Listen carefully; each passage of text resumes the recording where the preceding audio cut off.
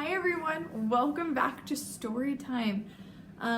We are reading The Exciting Adventure of the Lion, the Witch, and the Wardrobe by C.S. Lewis. Let's talk about what's happening, because I don't know about you, but this is getting very, very exciting. So in the last chapter, the witch is realizing what's happening. She's realizing that Aslan, even though we have not met Aslan yet, we have just heard about him, and boy, does he sound exciting. I cannot wait until we get to meet him. But she is realizing, like, oh, my curses and things like that are being broken. This is not good. I need to go and defeat these people. She's annoyed with this little Edmund guy. The witch is not having a good day. Let's just say that. And the other kids, they're about to meet Aslan, we think, but we are just going to have to see. We are on chapter 12, and it's called Peter's First Battle. Let me show you the picture. So there's a lion in there. So maybe we are going to meet him. Here we go.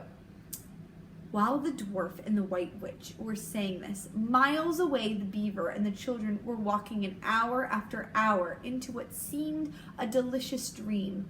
Long ago, they had left the coats behind them, and by now they had even stopped saying to one another, "Look, there's a kingfish," or, "Oh, we'll say bluebells," which is a flower. Or, "What is that lovely smell?" Or, "Just listen to the water." They walked on in silence, drinking it all in, passing through patches of warm sunlight into cool green thickets, and out again into wide mossy glades, where tall elms raised the leafy roof far ahead, and then into a dense masses of flowering currant, and among hawthorn bushes where the sweet smell was almost overpowering. So the author is using words to depict, to create a sense for you guys, right? He's trying to make you be able to visualize what's really happening. And basically they're just in this amazing forest, and now it's not winter anymore. Everything is blossoming, and oh, it's beautiful. They had been just as surprised as Edmund when they saw the winter vanishing and the whole wood passing in a few hours or so, from January to May. They hadn't even known for certain, as the witch did, and that this was what would happen when Aslan came to Narnia. But they all knew that it was her spells which had produced the endless winter, and therefore they all knew when this magic spring began that something had gone wrong, and badly wrong, with the witch's schemes. And after the thaw had been going on for some time, they all realized that the witch would no longer be able to use her sled. And after that, they didn't hurry so much, and they allowed themselves more rest and longer ones. They were pretty tired by now, of course, but not what I'd call bitterly tired, only slow and feeling very dreamy and quiet inside, as one does when one is coming to the end of a long day in the open. Susan had a slight blister on one heel. They had left the course of the big river some time ago, for one had to turn a little to the right, that meant a little to the south, to reach the place of the stone table. Even if this had not been their way, they couldn't have kept to the river valley once the thaw began, for with all that melting snow, the river was soon in flood, a wonderful, roaring, thundering yellow flood, and their path would have been under water. And now the sun got low, and the light got redder, and the shadows got longer, and the flowers began to think about closing. "Not long now," said Mr. Beaver, and began leading them uphill across some very deep, springy moss. It felt nice under their tired feet, in a place where only tall trees grew, very wide apart. The climb coming at the end of the long day made them all pant and blow. And just as Lucy was wondering whether she could really get to the top without another long rest, suddenly they were at the top, and this is what they saw. They were on a green, open space, from which you could look down on the forest spreading as far as you could see in every direction, except right ahead. There, far to the east, was something twinkling and moving. "Oh, by golly," whispered Peter to Susan, "the sea!" In the very middle of the open hilltop was the stone table. It was a great, grim slab of gray stone, supported on 4 upright stones. It looked very old, and it was cut all over the strange lines and figures that might be the letters of an unknown language. They gave them a curious feeling when you looked at them. The next thing they saw was a pavilion pitched on one side of the open place. So think a pavilion is like a big tent. Think of that, okay? A wonderful pavilion it was, and especially now when the light of the setting sun fell upon it, with sides of what looked like yellow silk and cords of crimson and tent pegs of ivory, and high above it on a pole a banner which bore a red lion, fluttering in the breeze which was blowing in their faces from the far-off sea. While they were looking at this, they heard a sound of music on their right, and turning in that direction, they saw what they had come to see. So when I say tent, I mean huge tent. So there's like people in it and things like that. Aslan stood in the center of a crowd of creatures who had grouped themselves around him in the shape of a half moon. There were tree women there and well women who had stringed instruments. It was them who had made the music. There were 4 great centaurs. The horse part of them was like huge English farm horses, and the man part was like stern, beautiful giants. So a centaur is half human, half horse. So the top part is human, but they have like legs and stuff like horses. There was also a unicorn and a bull and the head of a man and a pelican and an eagle and a great dog. And next to Aslan stood 2 leopards, of whom one carried his crown and the other his standard. But as for Aslan himself, the beavers and the children didn't know what to do or say when they saw him. People who have not been in Narnia sometimes think that a thing cannot be good and terrible at the same time. If the children had ever thought so, they were cured of it now, for when they tried to look at Aslan's face, they just caught a glimpse of the golden mane and a great royal, solemn, overwhelming eyes. And then they found that they couldn't look at him, and they became trembling. "Go on," whispered Mr. Beaver. "No," whispered Peter, "you first." "No, sons of Adam before animals," whispered Mr. Beaver back again. "Susan," whispered Peter, "what about you? Ladies first." So they like love Aslan, but they're scared of Aslan, so.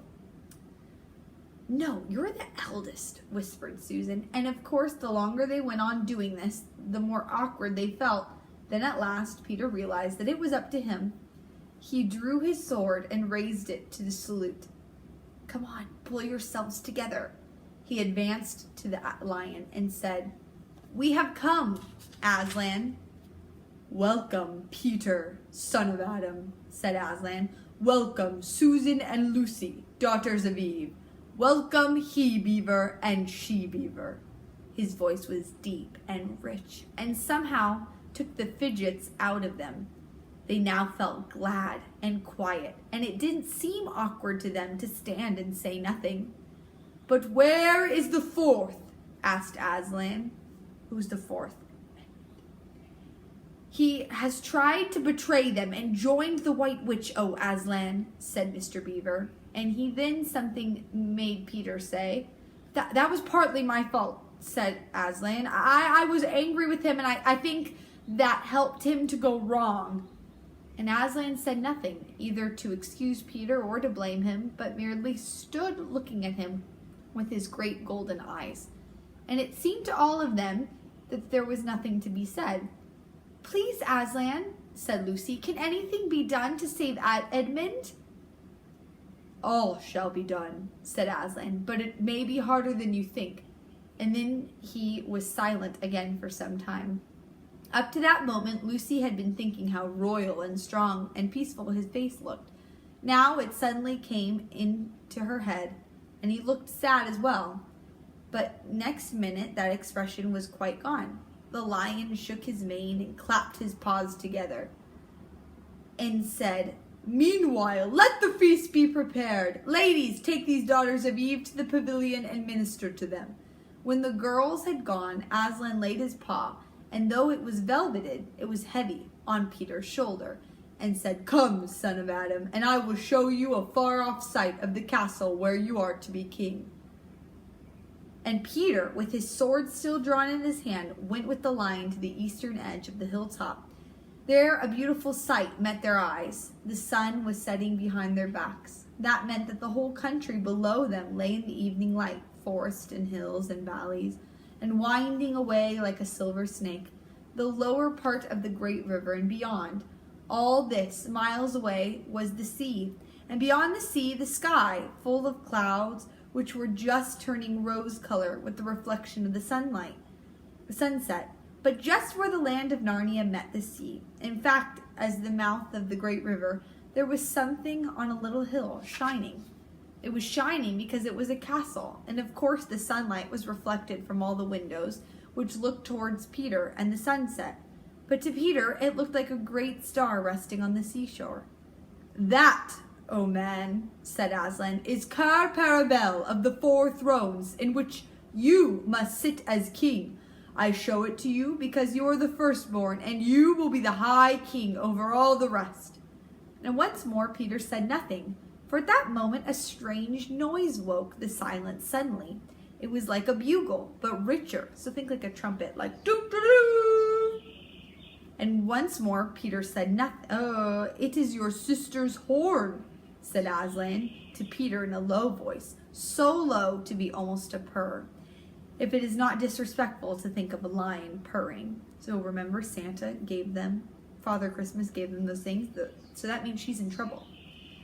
For a moment, Peter did not understand. Then, when he saw all of the other creatures start forward and heard Aslan say with a wave of his paw, "Back! Let the prince win his spurs!" he did understand, and he set off running as hard as he could to the pavilion, and there he saw a dreadful sight. All of the people were scattering in every direction. Lucy was running towards him as fast as her short legs could carry her, and her face was white as paper. Then he saw Susan make a dash for a tree and swing herself up, followed by a huge gray beast.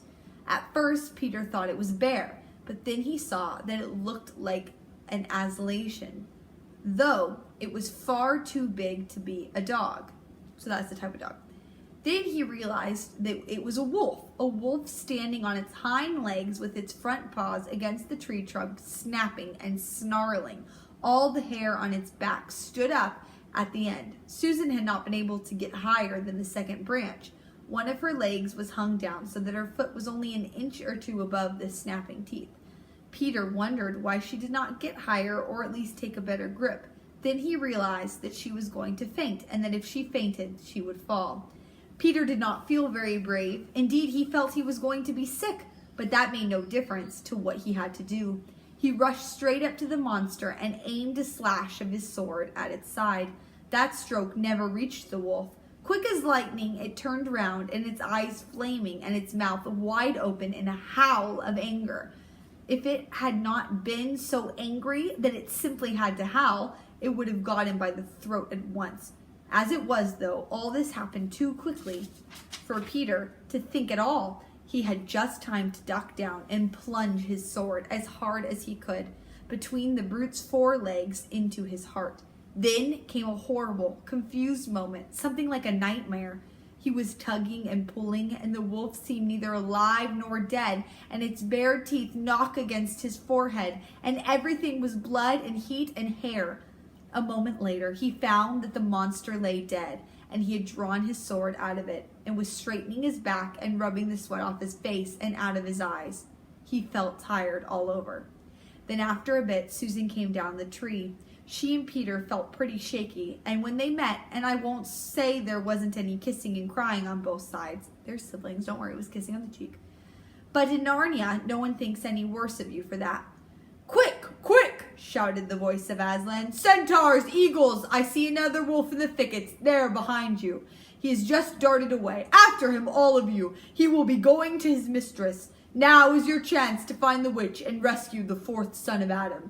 And instantly, with the thunder of hoofs and a beating of wings, a dozen or so of the swiftest creatures disappeared into the darkness. Peter, still out of breath, turned and saw Aslan close at hand. "You have forgotten to clean your sword," said Aslan. It was true. Peter blushed when he looked at the bright blade and saw it all smeared with the wolf's hair and blood. He stooped down and wiped it quite clean on the grass, and then wiped it quite dry on his coat. "Hand it to me and kneel, son of Adam," said Aslan. And when Peter had done so, he struck him with the flat of the blade and said, "Rise up, Sir Peter Fenris Bane, and whatever happens, never forget to wipe your sword." So have you guys ever seen in movies where they like knight someone? They like take the sword and they put it like this. So he didn't like hit him with the sword, he knighted him. It's like, it's an amazing thing. It's good. So now he's like Sir Peter instead of just Peter. Woo! I don't know about you, but that was pretty exciting. And it sounds like we're gonna get to it. Look at that. We don't have much left. Look at this. Man, it sounds like something big is about to happen. It sounds like they're gonna try to get Edmund. I don't know, but you guys are just gonna have to wait until next time when we read the next part of our story. Bye!